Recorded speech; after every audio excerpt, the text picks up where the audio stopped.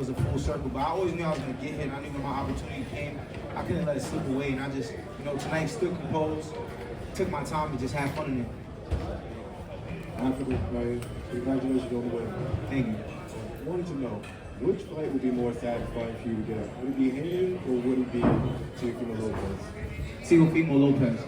I think Teofimo Lopez, I ain't gonna lie, either one of them is a big fight. I feel like just with me, my attitude, my charisma, my flamboyantness, what I bring to the table, people hate me, but they're gonna watch me. So I think that boxing need somebody like me and somebody like Teofimo. He's crazy.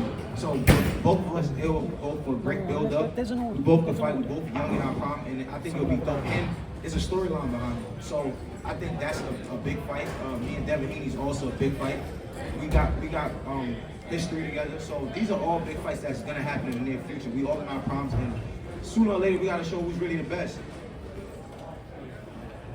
Congratulations again. It's Steve Carlos in the DK Arena.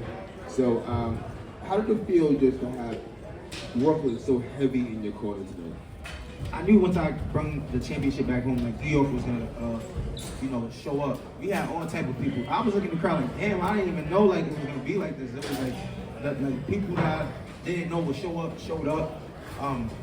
It was last minute too. Everybody was, saying today I'm getting my ticket. What's going on? There was so many different type of people in the crowd. It was dope to see that. And I think after today, next time we come back to New York with a better name, it'll be even a bigger event. So I'm calm slowly but surely. I'm just grateful and thankful for this.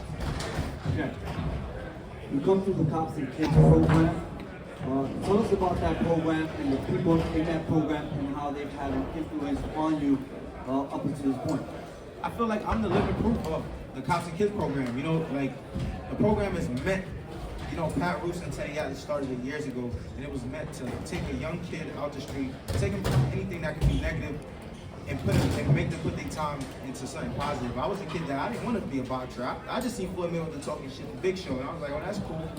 I came to the gym, I smelled their hand wraps, I seen the kids coming in with trophies, I seen them going away to tournaments, and it changed my life. So I feel like me coming from that program, it can show that young kid that I come from the same place as you. I had the dirty boxing shoes, the used boxing shoes that the older guys would give me, the stink hand wraps that my hands smell like fungus, the gloves that was just messed up. I've been through all the emotions, from Coach Schultz giving me my first pair of new boxing shoes and me just being happy. But more of the story is that program is meant to help a kid push their trajectory in life towards the positive, standpoint in life. And I feel like whether it's boxing, whether it's being anything you want to be in life, that program can change anybody's life, and I'm living proof of it. So none of this would be possible without Cops and Kids. Like Lou DiBella said the other day, I was the kid sneaking in behind, trying to get in the backstage and trying to see what's going on with the pros. I used to try to steal the pro gloves after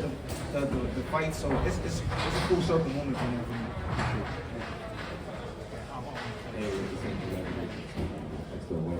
Jay with Sportbox TV official. Just a question. So we did see you in the ring with Teofimo Lopez. Can you tell us more detail any of the words that were exchanged between you and him? He basically congratulated me, and I said, yeah, we gotta make it happen. And he's also signed right here with my manager Keith Conley. So his ties right there, me and him. So the fight is definitely something that gotta happen. He's already established his name in the boxing world. I'm establishing my name in the boxing world. I'm cementing my name. So it's a fight that gotta happen, and I've been calling his name out right before I got out the ring. My last fight, and this ain't for propaganda, this ain't for promotion. I do believe I'm the best, and I'm ready to compete against anybody in the sport. Eddie, is it time to start putting Hitchins on the pound-for-pound list? Well, yeah, no, but he's got pound-for-pound ability. I think that's for sure. I think Kambosos was the perfect opponent tonight, at the perfect venue. When we talked about it, it was a big investment to make. George, rightfully so, is not a cheap opponent, but it was the perfect one for the crowd to come out, and I think the perfect style for Richie to show his quality. And I think the difference tonight was a more assured fighter, a more confident fighter that maybe in the past would have just beat him up for another 6 rounds, and then you saw how he came out in the 7th.